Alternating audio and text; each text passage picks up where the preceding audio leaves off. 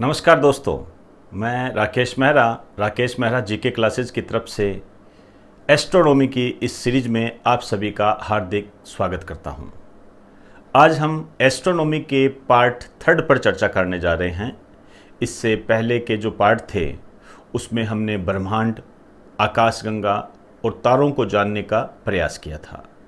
उस बैकग्राउंड को देखते हुए जब हमने तारे टॉपिक किया था उसके तहत हमने कई चीज़ें की, जैसे सूर्य एक तारा है और उत्तरी ध्रुव पर चमकने वाले तारे को क्या कहा जाता है, दक्षिणी ध्रुव पर चमकने वाले तारे को क्या कहा जाता है, पृथ्वी के सबसे निकटतम तारा कौन सा है, सबसे चमकीला तारा कौन सा है। यहाँ तक कि हमने तारों के रंग को जानने का प्रयास किया और इसके तहत हमने सरफेस टेम्परेचर को जाना और लाल तारा, सफ़ेद तारा, नीला तारा, इनको जानने के क्रम के आधार पर ही तारों के संबंध में जो एक टॉपिक हमारा बचता है, जो कि बड़ा टॉपिक है, वो है तारे का विकास, डेवलपमेंट ऑफ स्टार। तारा कैसे बनता है, कैसे ख़त्म होता है, इसी में ही हम इसको जानने का प्रयास करेंगे। और इसके अंदर जो क्वेश्चन बनते हैं उन क्वेश्चनों को आप साथ साथ टिक करते जाना। क्लियर? तो हेडिंग डाल दीजिए तारे का विकास।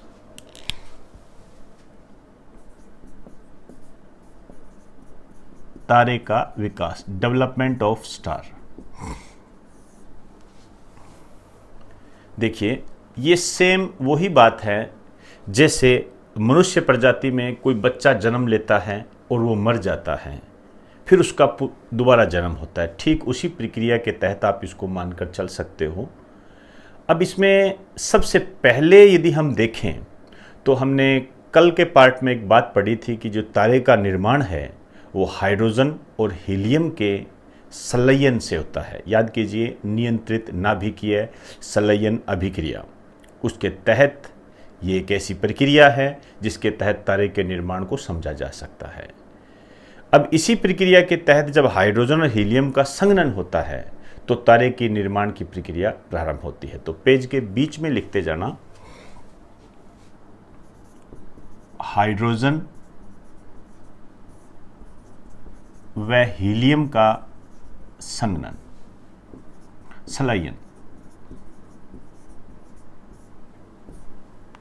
हाइड्रोजन और हीलियम का संलयन होता है। देखिए, अब ये बात आती है, हम इस प्रक्रिया को क्या कहते हैं। देखिए, इसे कहा जाता है स्टेलर नेब्यूला। स्टेलर नेब्यूला कहा जाता है। ध्यान रखिए, मैंने 3 शब्द आपको बताए हैं। एक मैंने नेब्यूला बताया था, एक मैंने ओरियन नेब्यूला बताया था और एक मैंने आपको स्टेलर नेब्यूला बताया है। नेब्यूला की हम बात करें तो इसको निहारिका बोलते हैं। आकाशगंगा की भ्रूणावस्था होती है, एम्ब्रियो स्टेज होती है। और हाइड्रोजन और हीलियम का संलयन जो है, हालांकि ये तारे के निर्माण से ही संबंधित है, तो आपको कुछ हद तक उसको टच भी कर सकते हो, ऐसा कुछ नहीं है। वो नेबुला जो अपने आकाशगंगा के संबंध में पढ़ा था, स्टेलर नेबुला, लगभग एक जैसी बातें होती है। लेकिन देखिए, तारा एक अलग सिस्टम है और जो आकाशगंगा है वो तारों का एक समूह है, तो कुछ हद तक थोड़ा सा फर्क कर सकते हो आप। फिर हमने एक ओरियन नेबुला पढ़ा था। ओरियन नेबुला क्या होता है? आकाशगंगा में जो शीतल और चमकीले तारों का जो समूह होता है उसे हम ओरियन नेबुला बोलते हैं। तो ये का जो सिस्टम है इसको हम नेबुला बोलेंगे। अब बात आती है, ये होता कहाँ है, मतलब तारे का निर्माण कहाँ होता है। याद कीजिए, कल मैंने आपको एक बात बताई थी, जो मैंने कहा था आकाशगंगा के 3 पार्ट्स होते हैं, तीसरी घूर्णनभुजा नए तारों का निर्माण। क्लियर? अब देखिए दोस्तों, ये जो अपने क्लास चल रही है, जब तक आप तह दर तह नहीं चलोगे, मेरे कहने का मतलब है पार्ट टू पार्ट नहीं चलोगे, तब तक आप इसके साथ कनेक्ट नहीं कर पाओगे। तो मैं फिर सजेस्ट करूंगा, अपना जो ये पार्ट 3 है इसको देखने से पहले पहला और दूसरा पार्ट जरूर देखें, नहीं तो ये समझ में नहीं आएगा। जैसे अभी मैंने कनेक्ट किया है, ये जनरल जीके यही होता है। करंट जीके में हम उसको सेट कर सकते हैं, इसमें थोड़ा मुश्किल हो जाता है। तो देखिए, ये जो संलयन की क्रिया होती है, ये इसका जो स्थान है ये है तीसरी घूर्णनभुजा।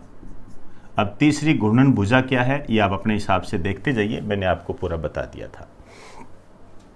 और ये जो हाइड्रोजन व हीलियम का संलयन है इसे हम कहते हैं तारे के निर्माण की प्रारंभिक अवस्था, initial stage of star, formation of star, making of star, ये होता है। क्लियर। अब बहुत सारी संलयन होता रहता है, क्रिया होती रहती है, तो उसके बाद जो हमारे सामने स्थिति सामने आती है वो है आदि तारा। आदि तारा बोलते हैं इसको। क्लियर। आप इसको कह सकते हो एम्ब्रियो स्टार, एम्ब्रियो स्टार कह सकते हो, भ्रूण तारा कह सकते हो।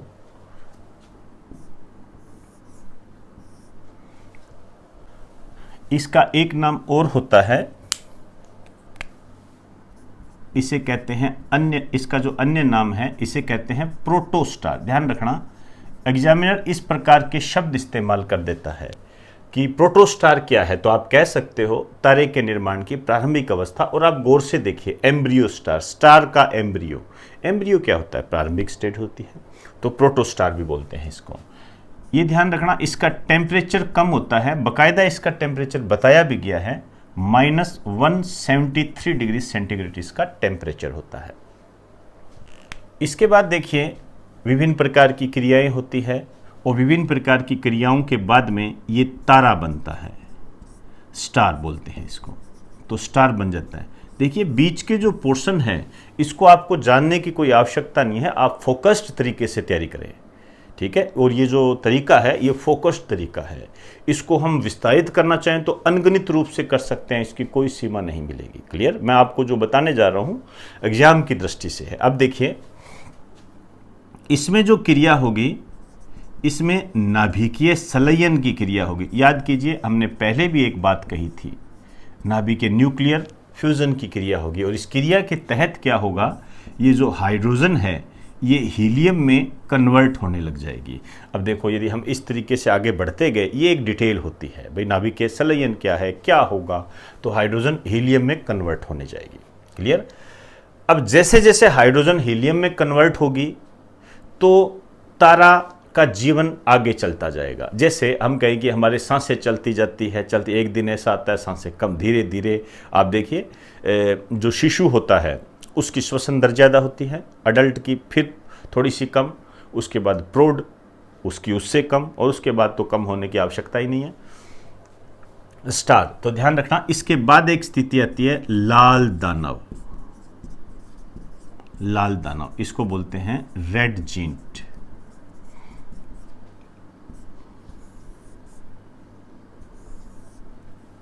ये जो लाल दानव है तारे में नाभिकीय संलयन की क्रिया के फलस्वरूप बनता है, इसे कहते हैं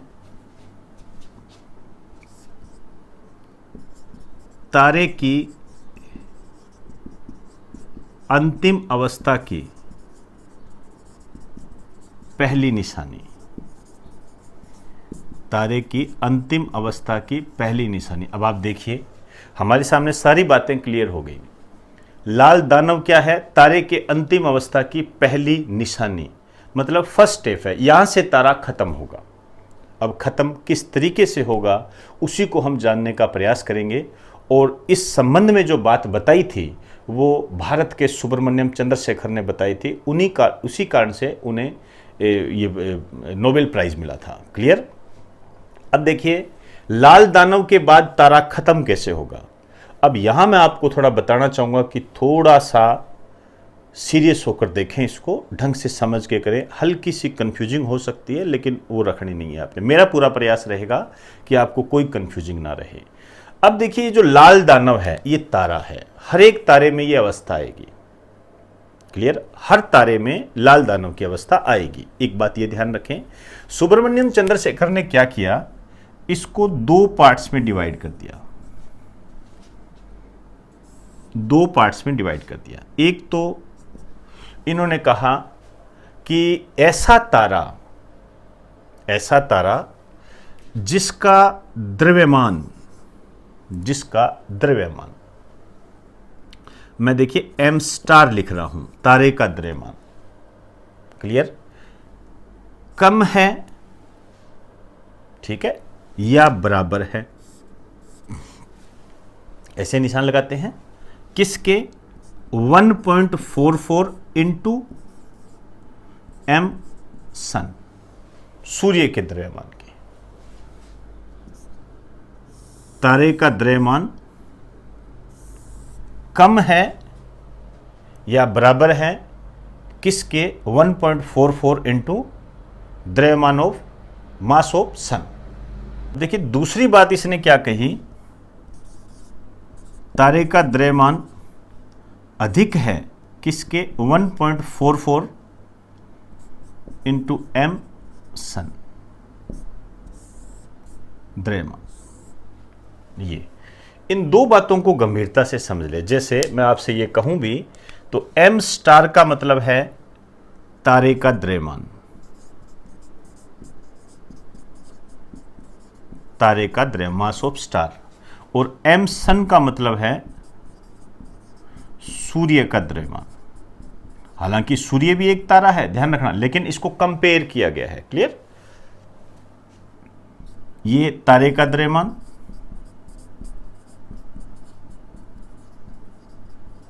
और ये सूर्य का द्रव्यमान। अब इनको क्या है आपने ध्यान में रखना है। क्लियर? तो ये सुब्रमण्यम चंद्रशेखर ने बताया था, इसी कारण से इनको हम चंद्रशेखर सीमा कहते हैं। इसको हम चंद्रशेखर सीमा कहते हैं इन दोनों को। इन दोनों के बारे में ही भारत के सुब्रमण्यम चंद्रशेखर ने बताया था। अब जो हम आगे बात करेंगे, देखिए कोई भी तारा होता है, कोई भी तारा, उसकी अपनी एक उसमें लाल दानव की स्थिति आती है। अब जो लाल दानव की स्थिति आती है उसमें कई प्रकार के तारे हैं। एक तारा तो ऐसा भी है जिसका द्रव्यमान सूर्य के द्रव्यमान इंटू 1.44 से कम है या ज्यादा है। क्लियर? अब वो तारा कैसे खत्म होगा, ध्यान से सुना मेरी बात को, वो तारा कैसे खत्म होगा जिसका द्रव्यमान 1.44 इंटू सूर्य के द्रव्यमान से कम है, उसकी डिटेल यहां आएगी। क्लियर? और वो तारा जिसका द्रव्यमान सूर्य के द्रव्यमान इंटू 1.44 से अधिक है, वो तारा कैसे समाप्त होगा, वो ऐसे समाप्त होगा। उसकी प्रक्रिया इसके नीचे आएगी। क्लियर? अब मैंने आपको ये बात बता दी है, इसको बार बार मैं नहीं दोहराऊंगा, और आपको इसको ना समझ में आए तो एक बार रिपीट करके देख लेना, ये क्लियर हो जाएगा। क्लियर? तो अब आगामी मेरा टॉपिक इसके नीचे और इसके नीचे चलेगा। क्लियर? तो एक बार आप इसका स्क्रीनशॉट ले लीजिए।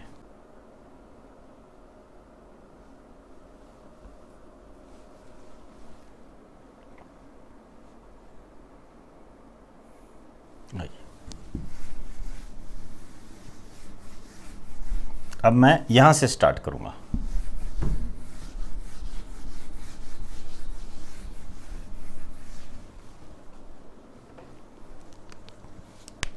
मैं दोबारा लिख रहा हूं इसको, M star is less than या बराबर, अब इसके बारे में आपको बता चुका हूं मैं।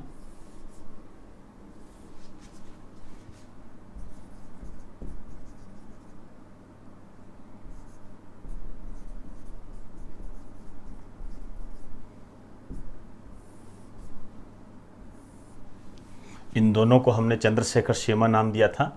अब देखिए वो तारा जिसका द्रव्यमान 1.44 इंटू सूर्य के द्रव्यमान से कम है या बराबर है, उस तारे में जो क्रियाएं होगी उसके तहत श्वेत वामन तारा बनेगा। श्वेत वामन तारा बनेगा, इसको कहते हैं व्हाइट ड्वार्फ स्टार। श्वेत वामन तारा बनेगा। अब इस तारे में क्या होगा, ये क्यों बनेगा? ये इसलिए बनेगा क्योंकि एक तो संकुंचन होगा, एक तो संकुंचन की क्रिया होगी, एक जो हीलियम है ये कार्बन में कन्वर्ट होने लग जाएगी। दो क्रियाएं होगी। हालांकि ये काफी डीपली बात है, आप इसको इतना जानने की आवश्यकता नहीं है आपको। हीलियम कार्बन में कन्वर्ट होने लग जाएगी, तो हमारे सामने जो स्थिति आएगी वो आएगी श्वेत वामन तारा। अब ध्यान रखें, ये जो श्वेत वामन तारा है इसका जो निक नेम है इसे कहते हैं जीवाश्म तारा, फोसिल्स स्टार बोलते हैं। ध्यान रखें, इसको हम फोसिल्स स्टार बोलते हैं। और जीवाश्म तारा एक जीवाश्म ग्रह होता है, फोसिल्स प्लेनेट, वो चंद्रमा होता है। जब ये आएगा तब इसकी बात करेंगे। अब देखिए, इसकी जो खोज की थी, ये आप कह सकते हो इसकी संरचना के बारे में जो बताया था, ये बताया था R.H. फाउबर ने। क्लियर? आपने इतना ध्यान रखना है। और देखो भाई, इसका द्रव्यमान सूर्य के द्रव्यमान के बराबर होगा, वो वेल नोन है, क्योंकि आप लिख ही दीजिए कि इसका जो मास है, जिसको द्रव्यमान कहते हैं, सूर्य के बराबर। क्लियर? अब देखिए, आपको यदि ये कह दे कोई, या सब्जेक्टिव में पूछ ले, कैसे पूछ ले, आपसे कह दे कि श्वेत वामन तारा क्या है, व्हाइट ड्वार्फ स्टार क्या है, क्या कहोगे आप? बहुत ही सिंपल सी बात है। यदि आपको ये ड्राफ्ट पता है, ड्राफ्ट बनाना आता है आपको, तो क्या कहा जाएगा इसको कि ऐसा तारा जो अपने जीवन के चरण में, जिसका द्रव्यमान सूर्य के द्रव्यमान इंटू 1.44 द्रव्यमान से कम होता है, उसमें जब हीलियम कार्बन में बदलने लगता है और संकुंचन की क्रिया होती है, तो एक नए प्रकार के तारे का निर्माण होता है, जिसे हम श्वेत वामन तारा कहते हैं। बहुत ही सिंपल लैंग्वेज में कहें, वह तारा जिसका द्रव्यमान सूर्य के द्रव्यमान इंटू 1.44 से कम या बराबर होता है, तो इस स्थिति में बनने वाले तारे को हम श्वेत वामन तारा कहते हैं। क्लियर? अब इसके बाद में जो श्वेत वामन तारा है, इसमें विभिन्न प्रकार की क्रियाएं होती है, और हमारे सामने आता है काला वामन तारा। काला वामन तारा, इसको कहते हैं ब्लैक ड्वार्फ स्टार। अब देखिए, आप बहुत ही सिंपल लैंग्वेज में कहो तो आप ये समझ जाइए कि तारा यहाँ पर काला पड़ जाता है, और जब यदि तारा काला पड़ जाता है तो तारा की अवस्था समाप्त हो जाती है। तो तारा एक तरीके से ऐसे समाप्त हो गया। क्लियर? तो एक पोर्शन हमारा पूरा हो गया। मैं वापस रिपीट करना चाहूँगा इसको। देखिए दोस्तों, ये रिपीट इसलिए किया जाता है, आप कहीं इसको अन्यथा ना लें। कई लोग इरिटेट हो रहे होंगे, गुरुजी बार बार रिपीट क्यों करते हैं। तो दोस्तों, ये जो रिपीट कर रहा हूँ, बहुत खुशनसीब हो कि रिपीट कर रहा हूँ, नहीं तो जितनी स्पीड में चलोगे उतने ही पीछे जाओगे। हर बात को बहुत गंभीरता से समझें। थोड़ी सी भी गलती, कई होते हैं ना, कई बार मेरे को कई लोग मैसेज करते हैं, आप में से मैसेज, सर थोड़ी स्पीड बढ़ाओ। क्यों भाई, कहाँ जाना है आपने, क्या स्पीड बढ़ाएं? समझ में आ रही है कोई चीज़? दिमाग में आ रहा है सब कुछ? समझ पा रहे हो? समझ ही नहीं पा रहे हो तो स्पीड, मेरी स्पीड, जिस दिन मैंने स्पीड बढ़ा दी उस दिन याद रखना, उसको पकड़ना ही मुश्किल हो जाएगा। इसलिए इसको बहुत ध्यानपूर्वक गंभीरता से समझिए, और एक सिद्धांत पर हमेशा ध्यान रखें, कम पढ़ लो, एक दिन में ये तारे का विकास ही कर लो, कोई समस्या नहीं है। ध्यान रखना, मैं ये अब विद एक्सपीरियंस बता रहा हूँ, लेकिन जिंदगी में जब भी कभी तारे के विकास से संबंधित क्वेश्चन आए, वो आपके हमेशा तैयार रहना चाहिए। इसे कहते हैं सटीक तैयारी। कई बार आप पता है ना कि कंपटीशन को क्लियर करने के लिए सटीक और फोकस्ड तैयारी होनी चाहिए, वो यही होती है, यही होती है, इसी को ही कहते हैं सटीक तैयारी। क्लियर? तो ध्यान रखें। अब देखिए, तारा बना, हाइड्रोजन और हीलियम का संलयन हुआ, उससे आदि तारा बना, आदि तारा से तारा बना, और तारे से लाल दानव बना। लाल दानव में वह तारा या वह लाल दानव, क्योंकि लाल दानव भी तो एक तारा ही है, वह लाल दानव जिसका द्रव्यमान सूर्य के द्रव्यमान इंटू 1.44 से कम होता है, उससे श्वेत वामन तारा बनता है, और श्वेत वामन तारे से काला वामन तारा बनता है। तो तारे का जीवन ऐसे खत्म होता है। कौन सा तारा? जिसका द्रव्यमान सूर्य के द्रव्यमान इंटू 1.44 से कम है। क्लियर? अब आइए, अब मैं बात करूंगा कि वो तारा जिसका द्रव्यमान ज्यादा है, जो मास ज्यादा है जिसका, किससे? सन से, 1.44 इंटू सन से। उसके साथ क्या होगा? उसमें भी सेम यही प्रक्रियाएं होगी, संकुंचन होगा, हीलियम कार्बन में बदलेगा, क्योंकि प्रक्रिया तो वही होगी, लेकिन दोनों में अंतर क्या है, इसका द्रव्यमान ज़्यादा है। तो इससे जो बनेगा वो बनेगा supernova star. Supernova star, clear. अब ये जो सुपरनोवा स्टार है इसमें विस्फोट होगा, इसमें विस्फोट होगा, और विस्फोट से हमारे सामने दो बातें सामने आएगी। एक तो इसके अंदर प्रघात किरणें निकलेगी, प्रघात किरणें निकलेगी, इसको कहते हैं शॉक वेव्स। कोई खास बात नहीं है, भूल जाइए चाहे नॉर्मल ध्यान रखें। एक प्रघात किरणें निकलेगी, दूसरा इसमें गैसीय बादल बनेंगे, गैसीय बादल, आप कह सकते हो गैसियस क्लाउड। गैसीय बादल बनेंगे, इससे क्या होगा, गैसीय बादल से तारों का निर्माण होगा, मेकिंग ऑफ स्टार। सृजन भी कह सकते हो, निर्माण भी कह सकते हो, तारों का निर्माण होगा। अब देखिए इसमें जो तारे बनेंगे वो भी दो प्रकार के तारे होंगे। कौन कौन से तारे,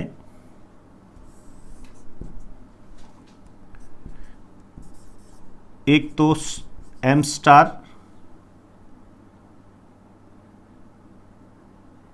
कम या बराबर 3.2 इंटू एम सन।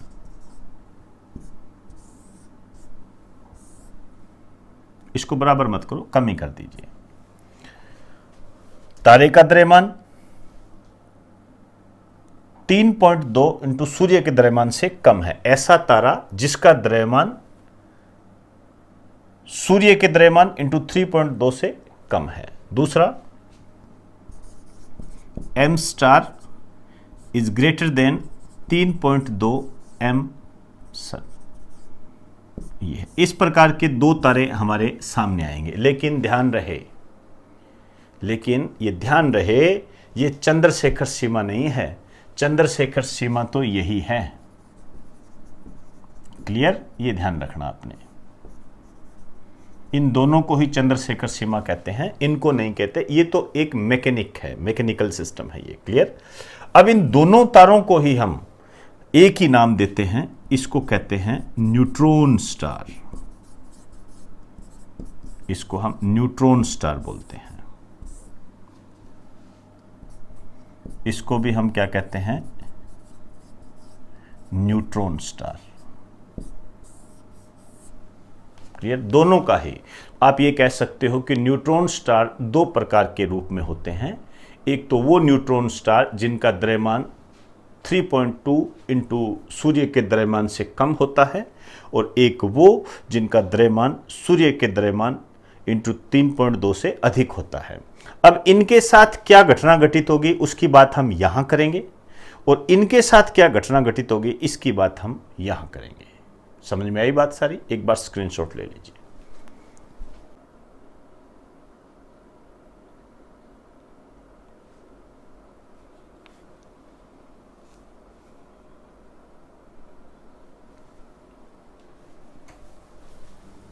मैं अब यहां से स्टार्ट करूंगा, न्यूट्रॉन स्टार, क्लियर।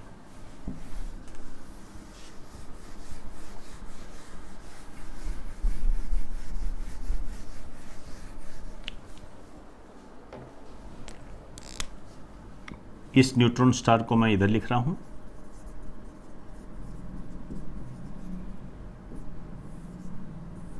और इस वाले को मैं इधर लिख रहा हूं।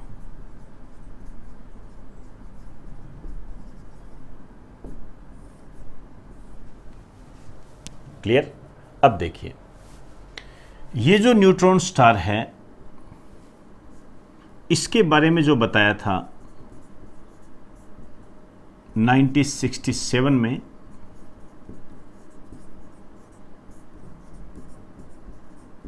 मिस जैकलिन बेल के द्वारा, मिस जैकलिन बेल के द्वारा इसके बारे में बताया गया। अब देखिए ये अक्ष पर जो घूर्णन करता है, एक्सिस, एक्सिस पर कितना घूमता है? 30 बार घूमता है प्रति सेकंड। 1 सेकंड में 30 बार घूमता है। क्लियर? अब देखिए 30 बार घूमता है, इस कारण से हम इसको ये कह सकते हैं, आप ये कह सकते हो कि ये है तेज गति से घूमने वाला तारा।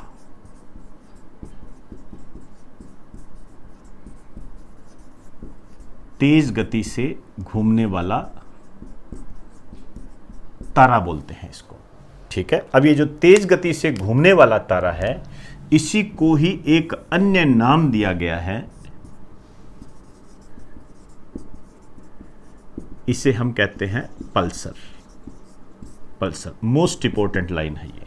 आपके ये क्वेश्चन आया हुआ है कि पल्सर क्या होते हैं? तेज गति से घूमने वाले तारों को हम पल्सर कहते हैं। मैंने जानबूझकर वहां पर नहीं बताया था इसको विशेष में, ताकि आप गंभीरता से इसको समझ सकें।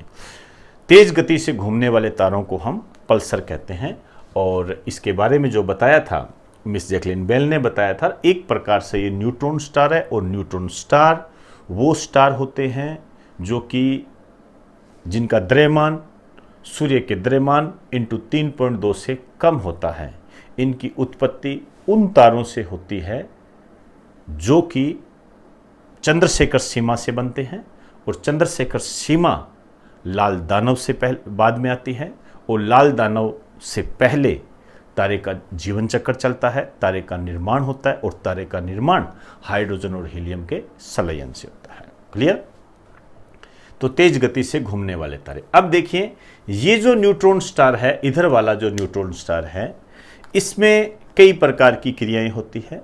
और कई प्रकार की क्रियाओं के बाद में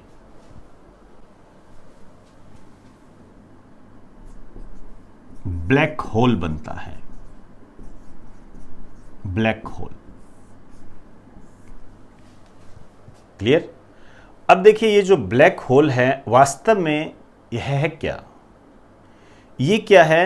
तारों का एक ऐसा समूह है जो इनविजिबल हो जाता है। वृद्ध तारों का समूह जो इनविजिबल हो जाता है।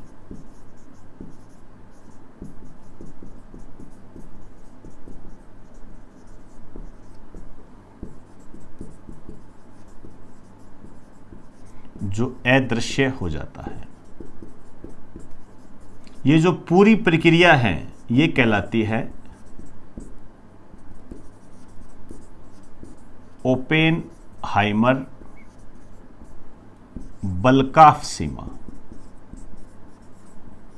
ओपेनहाइमर बल्काफ सीमा ये कहलाती है। इसको बताने में भी हमारे भारत के सुब्रमण्यम चंद्रशेखर का काफ़ी योगदान रहा। ब्लैक होल के बारे में उन्होंने बताया था। ये आप ऐसे कह सकते हो कि ब्लैक होल एक ऐसा सिस्टम होता है जो कि अपने, जैसे मान लीजिए ये ब्लैक होल है, जैसे हम कहें ये ब्लैक होल है। क्लियर? ये ब्लैक होल है तो इसमें इतनी अट्रैक्शन पावर होगी कि जैसे मान लीजिए ये कोई पिंड घूम रहा है, ये जो पिंड घूम रहा है तो ये इस पिंड को अपने में समा लेगा, खींच लेगा। जैसे चुंबक होती है ना, चुंबक होती है, वो चुंबक क्या करती है, जैसे ही चुंबक वहां पड़ी है उसके आसपास कोई लोहे का टुकड़ा आ गया तो उसको कैच कर लेता है। ये ब्लैक होल होता है। अब देखिए ओपेनहाइमर बल्काफ सीमा, ये इंपॉर्टेंट है। ब्लैक होल के निर्माण की प्रक्रिया को हम क्या कहते हैं? ओपेनहाइमर बल्काफ सीमा। इसके बारे में किसने बताया था? इसकी जो खोज की थी या इसके बारे में जो बताया था, ये सुब्रमण्यम चंद्रशेखर ने बताया था, एस चंद्रशेखर ने। इसी कारण से इन्हें नोबेल प्राइज मिला था। क्लियर? एक नोट डाल के लिख दीजिए,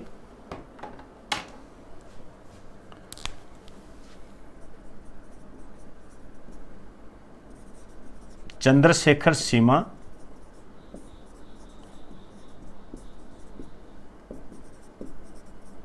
व ब्लैक होल के बारे में सुब्रमण्यम चंद्रशेखर ने बताया था।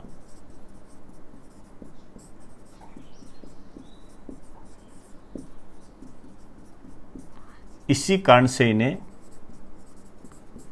1983 में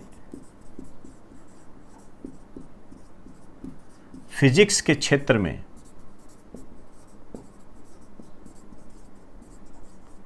नोबेल पुरस्कार मिला। क्लियर? ये ध्यान रखें।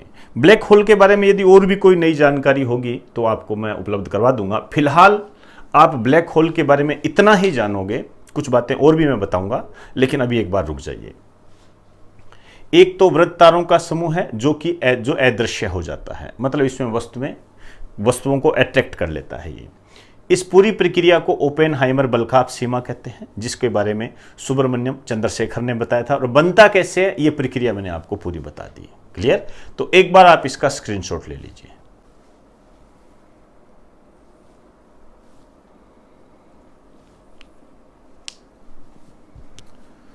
तो दोस्तों, ये तारों के विकास के बारे में हमने जानने का प्रयास किया। अब कुछ नोट डाल के आप कुछ बातें लिख दीजिए, या हेडिंग डाल दीजिए विशेष तथ्य, या विविध डाल दीजिए। हेडिंग डाल दीजिए विविध, मिसलेनियस। 2 पॉइंट लेके चलूंगा और मेरे पॉइंट ये होंगे: धूमकेतु क्या है, उल्का पिंड क्या होते हैं, उल्का शम क्या होते हैं। क्लियर?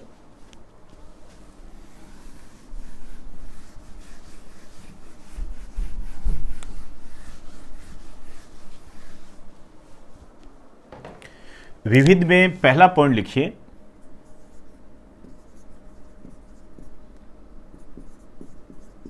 उल्का पिंड व उल्का शम। मीटर्स एंड मिट्रियोल्स बोलते हैं, मीटर्स एंड मिट्रियोल्स, जो भी इंग्लिश मीडियम के बच्चे ध्यान दें। उल्का पिंड, पिंड मतलब एक वस्तु है। उल्का शम, शम मतलब राख। कैसे बनती है, क्या है, उसको हम जानने का प्रयास करते हैं। देखिए, बहुत सारे आकाशीय पिंड होते हैं जो कि आकाश में चक्रण करते हैं। जैसे हम कहें, आकाशीय पिंड जब चक्रण कर रहा है, जो चक्रण करते करते या तो उसका जीवन काल पूरा हो जाएगा, और जीवन काल पूरा नहीं होगा तो वो प्रत्यक्ष या अप्रत्यक्ष रूप से आपस में टकराएंगे। जब आपस में टकराएंगे तो वो उनमें आग लग जाएगी। अब आग लग जाएगी, आग लगने के बाद जब वो नीचे की तरफ आएंगे तो नीचे पृथ्वी है, पृथ्वी का गुरुत्वाकर्षण बल होगा, वो उनको खींचेगा तो पृथ्वी की तरफ आ रहे हैं। यदि वो पूर्ण रूप से राख में बदल जाते हैं तो होगा वो उल्का शम, और यदि वो पिंड के रूप में आते हैं, एक चट्टान के रूप में आते हैं, तो उसे हम कहते हैं उल्का पिंड। ये इसका थोड़ा सा सार है। आप साथ साथ बनाइए, इसको इस तरीके से बना दीजिए।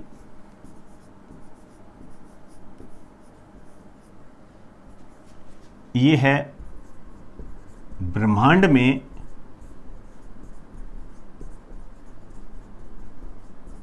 तेज गति से चक्रण करते आकाशीय पिंड।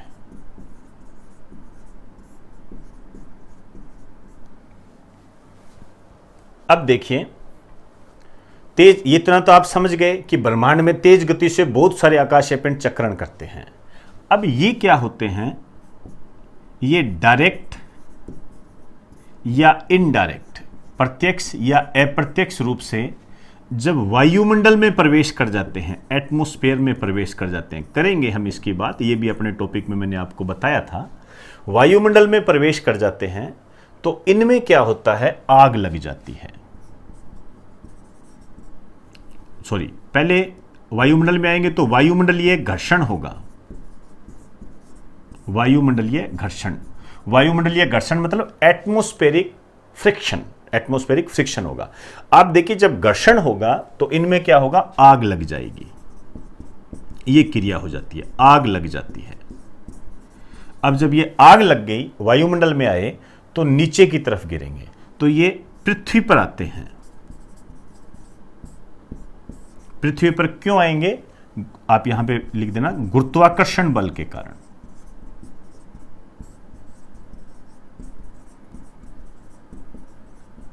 ये ग्रेविटेशनल फोर्स के कारण नीचे की तरफ आएंगे। ये जब ये नीचे की तरफ आएंगे तो हम इन्हें कहते हैं टूटता हुआ तारा। टूटता हुआ तारा। तो दोस्तों ये टूटता हुआ तारा होता है जिसको देखते हुए आप कई बार विश मांगते हो कि मेरा एसएससी में सिलेक्शन करा दो, मुझे आईएएस बना दो, मुझे आरएएस बना दो, एक बार मेरा सिलेक्शन करा दो। ये वास्तव में टूटता हुआ तारा ये होता है। क्लियर? अब ये नीचे की तरफ आ रहा है। यदि ये नीचे आने से पहले राख में बदल गया, मतलब आप ये कह सकते हो कि राख के रूप में यदि ये आता है तो इसे कहते हैं उल्काशम। उल्काशम, इसको हम कहते हैं मीटर्स। और यदि ये चट्टान के रूप में आता है या पिंड के रूप में आता है तो इसे हम कहते हैं उल्का पिंड। ये होता है मीटरियोल्स। तो ये उल्का पिंड और उल्काशम इस तरीके की घटना होती है। हालांकि ऑब्जेक्टिव में इसके बनने के चांस थोड़े कम है, लेकिन फिर भी आपको ये पता होना चाहिए। सब्जेक्टिव में कई बार पूछते हैं कि उल्का पिंड और उल्काशम को डिफाइन कीजिए या व्याख्यात कीजिए, इसके बारे में बताइए। या आरएएस मेंस वगैरह में पूछ लेते हैं जो 20-20 शब्दों के जो क्वेश्चन होते हैं, तो आप थोड़ा ध्यान रखें। क्लियर? तो एक बार आप इसका स्क्रीनशॉट ले लीजिए।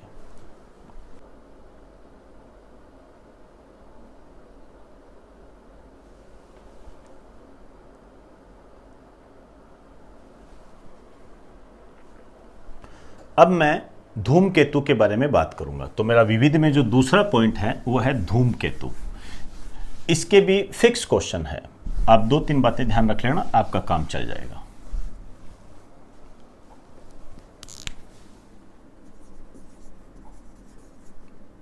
धूमकेतु,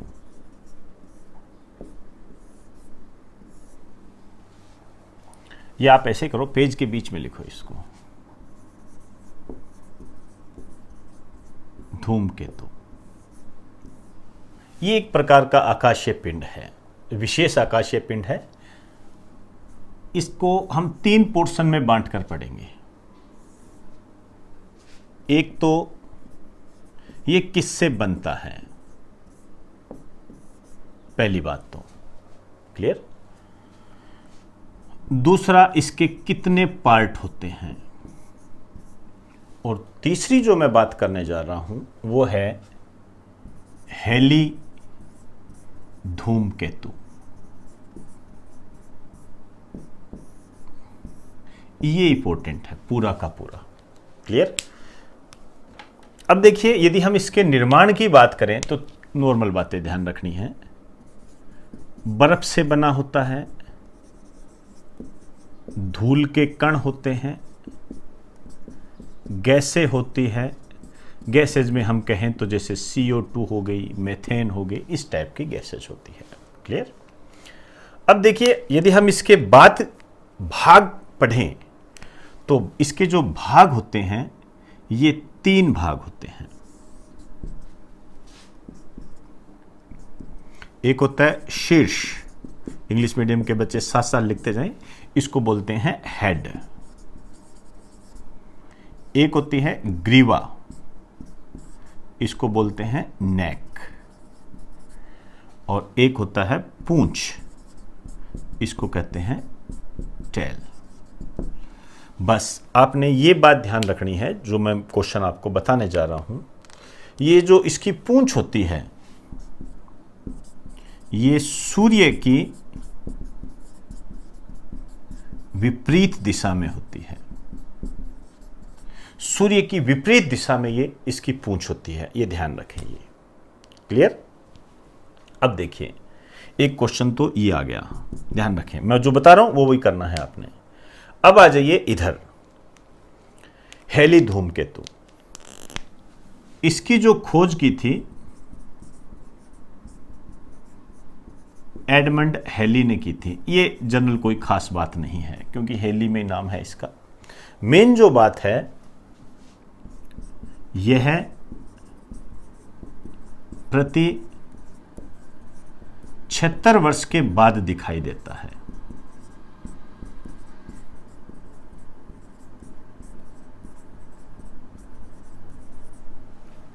एक पॉइंट तो आपका ये आ गया कि हेली धूमकेतु कितने वर्ष के अंतराल पर दिखाई देता है? तो 76 ईयर, ध्यान रखें। ठीक है, अब बात करते हैं अब से पहले यह कब दिखाई दिया था और अब बाद में कब दिखाई देगा।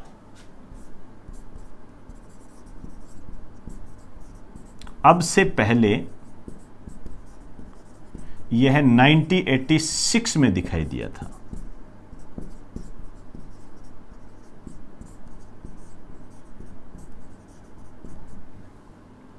अब आप जब इसको कैलकुलेट करोगे, क्षेत्र जब आप इसके अंदर जोड़ोगे, तो आपको ये पता लगेगा कि अब यह 2062 में दिखाई देगा।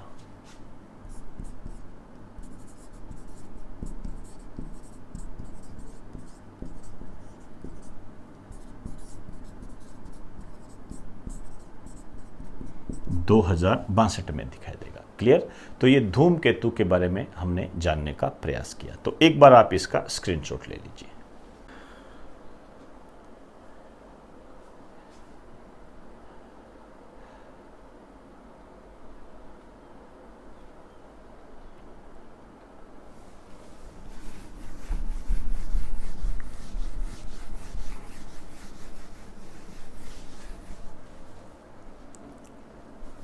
अब दोस्तों, तारों का जो ये चैप्टर था, ये आपके लिए कंप्लीट हुआ। आपके एग्ज़ाम की दृष्टि से ये सफिशिएंट है। हालांकि सूर्य इसके बारे में आप ऐड कर सकते हो, लेकिन सूर्य को मैं अलग रूप में लेके चलूँगा। अब मैं जो बात करने जा रहा हूँ, जो कि एस्ट्रोनॉमी का सबसे एक महत्वपूर्ण टॉपिक होता है, सबसे महत्वपूर्ण टॉपिक। हाँ, एक बात और मैं शायद बताना भूल गया। देखिए, अभी अपनों ने एक बात की थी, चंद्रशेखर सीमा के तहत वह सीमा जिसका द्रव्यमान, जिसमें तारे का द्रव्यमान सूर्य के द्रव्यमान से अधिक होता है, उसके नीचे हमने एक ऐसे लिखा था सुपरनोवा स्टार। याद कीजिए, सुपरनोवा स्टार लिखा था। फिर हमने बात की थी इसमें विस्फोट होगा, और इसमें विस्फोट से दो बातें हमारे सामने आई। एक तो प्रघात किरणें निकली, और एक गैसों का गैसीय बादल बना, और गैसीय बादल से नए तारे बने। नए तारे से हमने आगे न्यूट्रॉन स्टार को बांटा था। क्लियर? यह भी बात की थी। आपके क्वेश्चन आया हुआ है, क्वेश्चन ये आया हुआ है कि निम्न में से विस्फोटी तारा किसे कहते हैं? निम्न में से विस्फोटी तारा किसे कहते हैं? तो वेल नोन है आपके लिए। यहां जो मैंने पहले लिखाया था, यहां लिख दीजिए विस्फोटी तारा। सुपरनोवा स्टार को ही हम विस्फोटी तारा कहते हैं। क्लियर? और सुपरनोवा स्टार का निर्माण कैसे होता है? उस तारे से होता है जिसका द्रव्यमान सूर्य के द्रव्यमान इंटू 1.44 से अधिक होता है। क्लियर?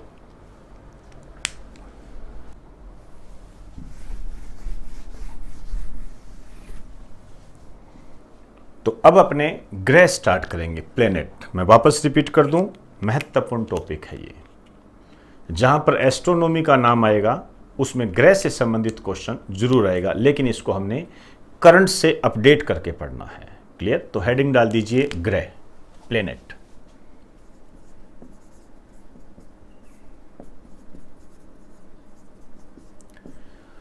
हालांकि इससे पहले मैंने आपको तारे और ग्रह में अंतर बता दिया था, लेकिन ग्रह क्या है इसकी कई परिभाषाएं हैं। क्लियर? ग्रह क्या है, हम इसकी बात करेंगे। वे आकाशीय पिंड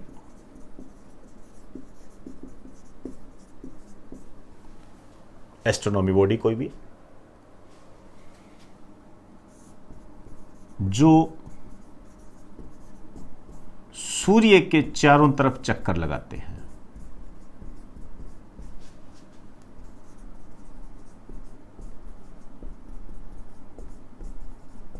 क्लियर? मतलब ऐसे आकाशीय पिंड जो सूर्य के चारों तरफ चक्कर लगाते हैं, वो क्या होंगे? ग्रह। हम यही पढ़ते आए हैं, उसको और भी डिफाइन करना है हमने आगे। हम ये भी तो कह सकते हैं वे आकाशीय पिंड जिनका स्वयं का गुरुत्वाकर्षण प्रभाव होता है।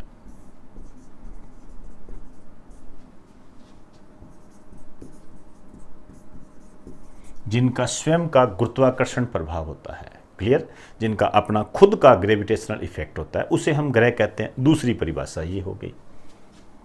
वे आकाशीय पिंड जिनके आसपास अन्य आकाशीय पिंडों की भरमार नहीं होती।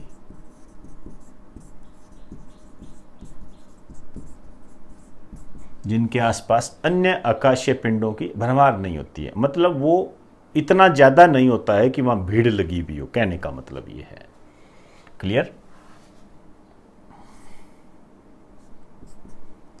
वे आकाशीय पिंड जो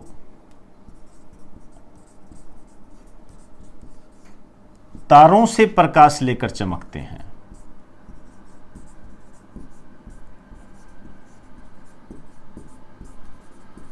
मतलब जिनका खुद का प्रकाश नहीं होता है, वो तारों से प्रकाश लेकर चमकते हैं, उन्हें हम ग्रह कहते हैं। तो ये ग्रह कहलाते हैं। 4 परिभाषाएं मैंने बता दी इसके बारे में। इन्हीं परिभाषाओं के आधार पर ही हमारा एक इंटरनेशनल यूनियन है, आप उसको कह सकते हो IAU, इंटरनेशनल एस्ट्रोनॉमिकल यूनियन, अंतरराष्ट्रीय खगोलीय संघ। इसने ये बताया कि जो प्लूटो है, जिसको हम हिंदी में यम बोलते हैं, ये इन परिभाषाओं का पालन नहीं करता है, तो उसे हम इस ग्रह की श्रेणी में शामिल नहीं करते हैं। तो हमारे सामने एक बात आई कि प्लूटो जो है ग्रह नहीं है। तो ये जो घोषणा की गई थी, आप ऐसे लिख दीजिए, वर्तमान ग्रह, आज की डेट में जो ग्रह है 8 है।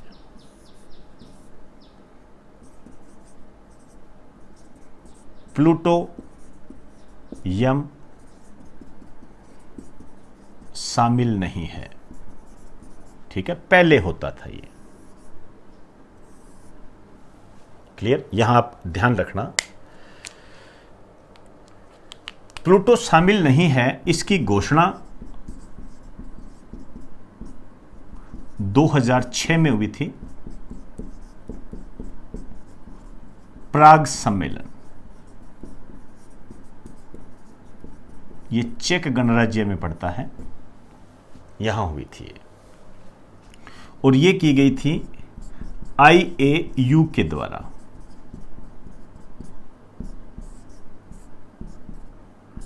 इंटरनेशनल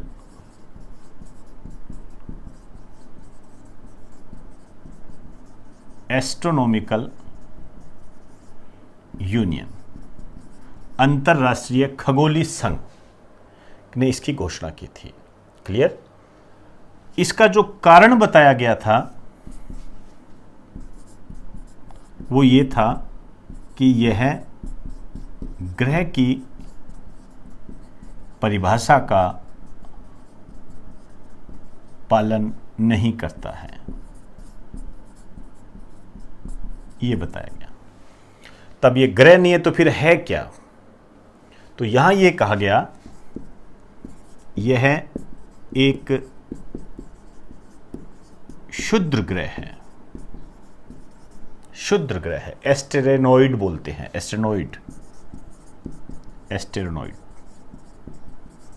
क्षुद्र ग्रह है ये। अब ये क्षुद्र ग्रह क्या है इसकी हम बात करेंगे। मंगल और बृहस्पति के बीच में ग्रहों के विस्फोट के फलस्वरूप जो पिंड बनते हैं उनको हम एस्टेरॉइड्स कहते हैं, क्षुद्र ग्रह कहते हैं, उनकी हम बात करेंगे। एक बार आप इसका स्क्रीनशॉट ले लीजिए। वर्तमान ग्रह 8 है, ध्यान रखें, पहले 9 थे, यम था उसको हटा दिया गया।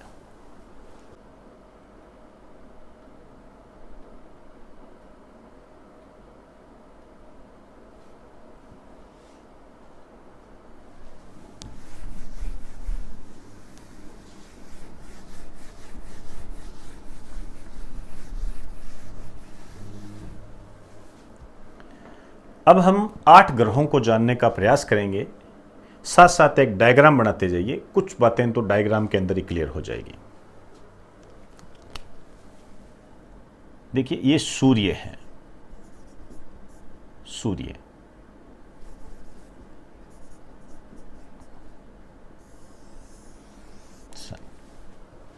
क्लियर?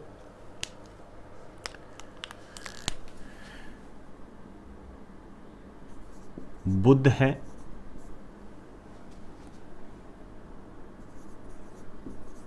शुक्र, पृथ्वी, मंगल,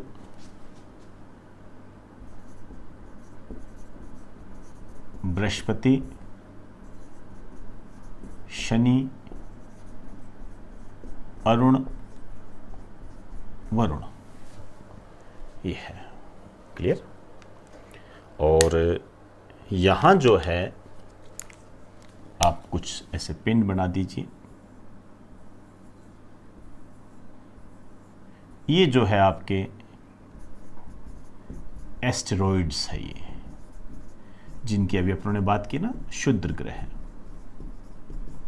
ये एस्टेरॉइड्स है। करेंगे, इनकी बात भी हम करेंगे, लेकिन फिलहाल आपको इतना ही ध्यान रखना है कि एस्टेरॉइड्स जो है मंगल और बृहस्पति के बीच में पाए जाते हैं, और ग्रहों में विस्फोट के फलस्वरूप जो पिंड बनते हैं उन्हें हम क्षुद्र ग्रह कहते हैं। खैर, अब देखिए इनका थोड़ा सा इंग्लिश ध्यान रखना है आपने। बुध को बोलते हैं मरकरी, इसको बोलते हैं वीनस, इसको बोलते हैं Earth, Mars, Jupiter, Saturn, Uranus, Neptune. देखिए दोस्तों, यदि इनका क्रम याद नहीं होगा आपको, तो आपको एक महत्वपूर्ण क्वेश्चन बताऊंगा, उस क्वेश्चन को आप सॉल्व नहीं कर पाओगे। इसका क्रम याद होना बहुत आवश्यक है। बुध, शुक्र, पृथ्वी, मंगल, बृहस्पति, शनि, अरुण, वरुण। देखिए आप इसको इस तरीके से भी याद कर सकते हो। एक कोड के रूप में हम देखें तो आप कह सकते हो, माई वेरी अर्ली मदर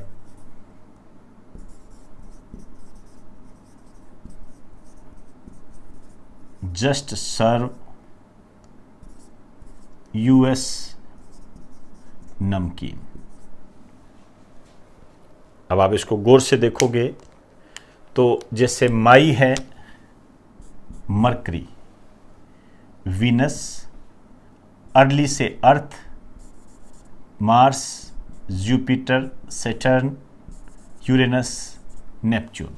याद रखने का एक छोटा सा तरीका है ये, क्योंकि बिना याद किए आप ग्रह का क्वेश्चन सोल्व नहीं कर पाओगे। खैर, जो भी है, ये जो 4 ग्रह हैं इन्हें तो हम कहते हैं आंतरिक ग्रह, इनको हम आंतरिक ग्रह बोलते हैं, इंटरनल प्लेनेट। और जो ये हैं इन्हें हम, इन चारों को हम बोलते हैं बाह्य ग्रह। तो आपसे इस तरीके से भी क्वेश्चन बनता है, मेरे क्वेश्चनों की तरफ ध्यान दें, कि निम्न में से कौन सा आंतरिक ग्रह है, निम्न में से कौन सा बाह्य ग्रह है। आपसे कह देगा निम्न में से बाह्य ग्रह है, कह देगा बुध, पृथ्वी, मंगल, शनि, तो बाह्य ग्रह ये होगा। या आपसे कहेगा आंतरिक ग्रहों का युग्म कौन सा है, बाह्य ग्रहों का युग्म कौन सा है। क्लियर? ये ध्यान रखें आप। अब देखिए, अब एक जो महत्वपूर्ण बात है वो है, आपके क्वेश्चन बनता है आकार का क्रम। आकार का क्रम, मैं यहां बढ़ते घटते की बात नहीं कर रहा हूं, वो आप अपने हिसाब से एडजस्ट करोगे। देखिए, आकार के क्रम की बात करें, एक तो ये सबसे महत्वपूर्ण है, ध्यान रखना। जैसे सबसे पहले ये बाह्य ग्रह लिख दीजिए। क्लियर? बृहस्पति,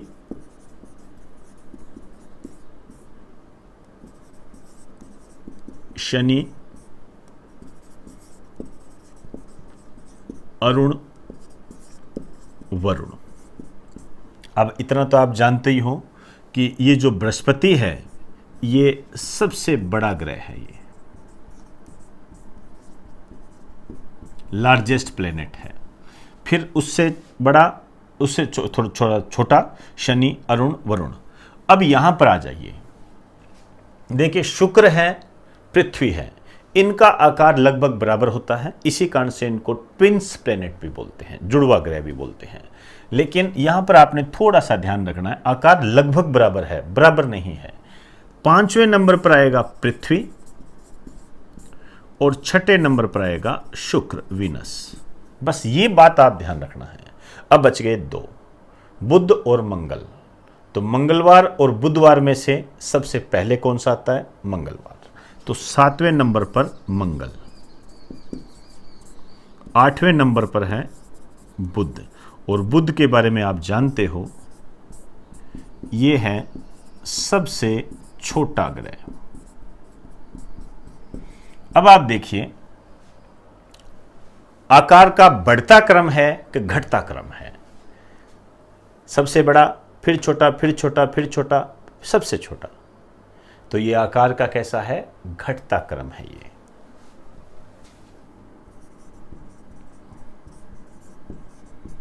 अब यदि आपसे कहते हमें तो बढ़ते क्रम में बताइए, तो बढ़ते क्रम में ऐसे लग जाओ ऊपर से, बुध, मंगल, शुक्र, पृथ्वी, वरुण, अरुण, शनि, बृहस्पति, ऐसे लग जाइए। तो एक बात ही याद रखनी है, सारा जमेला इकट्ठा नहीं करना।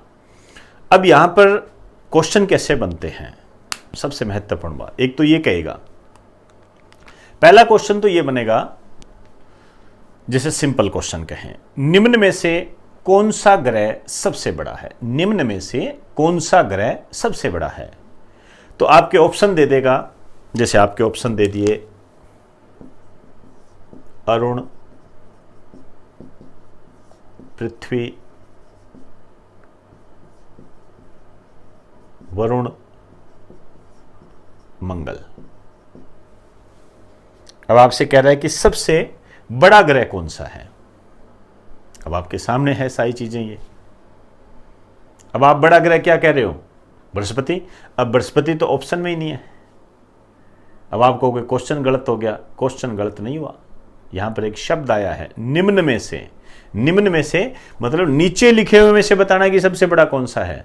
तो इस टाइप के क्वेश्चन को आप केवल इस क्रम से ही सोल्व कर सकते हो। जैसे इस क्वेश्चन में देखें तो ये जो अरुण है ये सबसे बड़ा ग्रह होगा। क्लियर? अब नेक्स्ट क्या कहता है, ये ज्यादा आते हैं, हालांकि ये क्वेश्चन तो आप कर लोगे। क्वेश्चन क्या कहता है? वरुण, पृथ्वी, शुक्र और अरुण। वरुण, पृथ्वी, शुक्र और अरुण को आकार के बढ़ते क्रम में व्यवस्थित करो या आकार के घटते क्रम में व्यवस्थित करो। आकार के बढ़ते क्रम में व्यवस्थित करो या घटते क्रम में व्यवस्थित करो, ये क्वेश्चन आता है आपके। और ये क्वेश्चन तभी सोल्व होगा जब आप, ये मैं बार बार रिपीट कर रहा हूं, मोस्ट इंपॉर्टेंट है ये, मोस्ट इंपॉर्टेंट।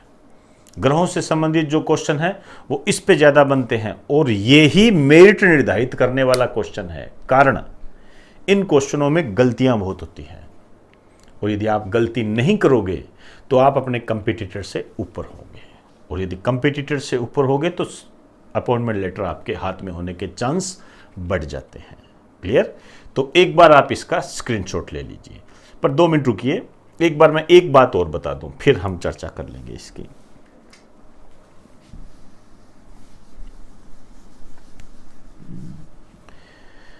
देखिए मैं 2 शब्द इस्तेमाल करूंगा, उन 2 शब्दों को यहीं समझ लेना। जैसे एक तो है अक्ष, इसको बोलते हैं एक्सिस, और एक मैं इस्तेमाल करूंगा पथ, इसको हम बोलते हैं पाथ। ये 2 शब्द आपको पूर्ण रूप से क्लियर होने चाहिए, इनको समझ लीजिए। अब जब मैं कल आपको इसके बारे में बताऊंगा, ग्रहों के बारे में, तो फिर मैं ये शब्दों की डिटेल वहां नहीं लूंगा, तो यहां समझ लेना। देखिए अक्ष का मतलब क्या होता है? अक्ष का मतलब होता है एक्सिस। एक्सिस का मतलब क्या निकला? जैसे ये ग्रह है, ये ऐसे घूम रहा है। क्लियर? तो ये अक्ष हो गई। अपनी ही अक्ष पर ऐसे घूम रहा है तो अक्ष हो गई।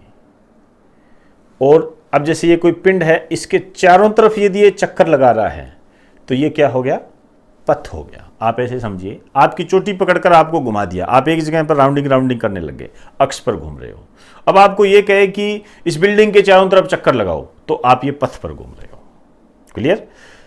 इसमें बताऊं तो जैसे ये बुध है, अब ये बुध यदि ऐसे घूम रहा है तो क्या है?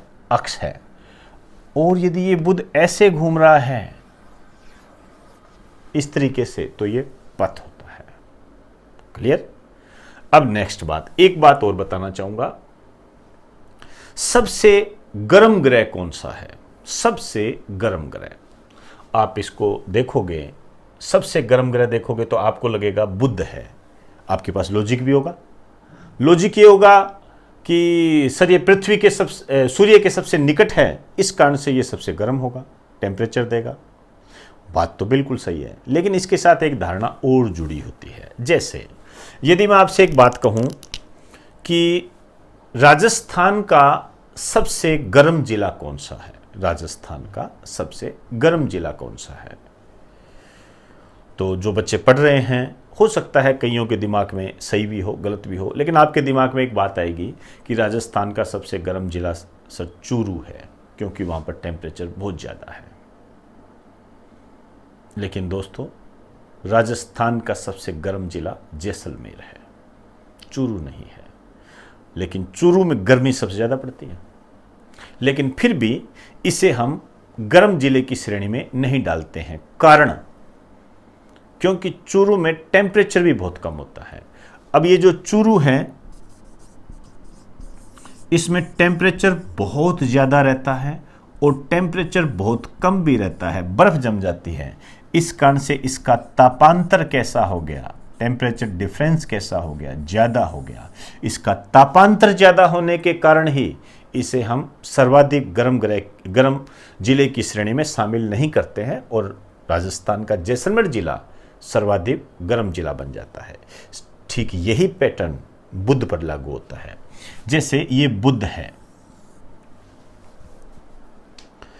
अब देखिए ये जो बुध है, जब ये सूर्य के चारों तरफ चक्कर लगा रहा होता है तो इसकी एक सतह बहुत ज्यादा गर्म होती है और दूसरी सतह उतनी ही ठंडी होती है। तो दोनों में तापांतर कैसा हो गया? ज्यादा हो गया। अब ये जब तापांतर ज्यादा हो गया तो फिर हम इसको सर्वाधिक गर्म ग्रह की श्रेणी में शामिल नहीं करते हैं, और सर्वाधिक गर्म ग्रह की श्रेणी में फिर शामिल किया जाता है शुक्र को। तो कल मैं आपको डायरेक्ट ये लिखाऊंगा कि सर्वाधिक गर्म ग्रह शुक्र होता है। क्लियर? अब और भी कई क्वेश्चन हैं जो आप इसको यहां पर कर सकते हो। जैसे क्वेश्चन कैसे बनते हैं, क्योंकि दोस्तों ये लिखने वाली बात नहीं है, ये आपको बढ़ाना आना चाहिए, फिर समझ में आ जाएगा। जैसे सूर्य के सबसे निकटतम ग्रह कौन सा है? बुध। सूर्य से सबसे दूर ग्रह कौन सा है? वरुण। क्लियर? पृथ्वी के सबसे निकट ग्रह कौन सा है? अब यहां आप गड़बड़ी कर दोगे, गड़बड़ी नहीं करनी। शुक्र। शुक्र सबसे निकट होता है। आप कह सकते हो कि शुक्र है पृथ्वी पर ही है, कहीं और नहीं है। क्लियर? क्षुद्र ग्रह किन दो ग्रहों के मध्य पाए जाते हैं? मंगल और बृहस्पति। क्लियर? अभी मैंने एक क्वेश्चन देखा था, मेरी याद नहीं आ रहा वो कौन से एग्जाम में आया है, लेकिन अभी आया था ये, कि पृथ्वी किन दो ग्रहों के मध्य पाई जाती है? शुक्र और मंगल। क्लियर? पहला क्वेश्चन। दूसरा क्वेश्चन, बुध और मंगल के बीच में कौन कौन से ग्रह हैं?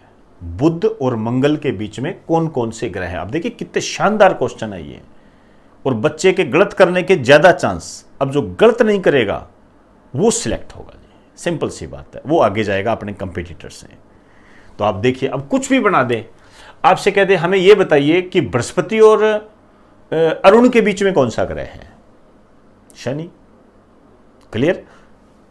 आपसे कह दे कि शनि और वरुण के बीच में कौन सा ग्रह है? आपसे कह दे कि पृथ्वी और आप ये कहते हैं कि पृथ्वी और अरुण के बीच में टोटल कितने ग्रह हैं या कौन कौन से ग्रह हैं। बड़े शानदार क्वेश्चन बनते हैं और मज़ेदार क्वेश्चन बनते हैं। अच्छे तरीके से हम ये कह सकते हैं कि उसी को तवज्जो मिलेगी जिसकी तैयारी गंभीर रूप से की गई है और सटीक तैयारी की गई है। क्लियर? तो एक बार आप इसका स्क्रीनशॉट ले लीजिए।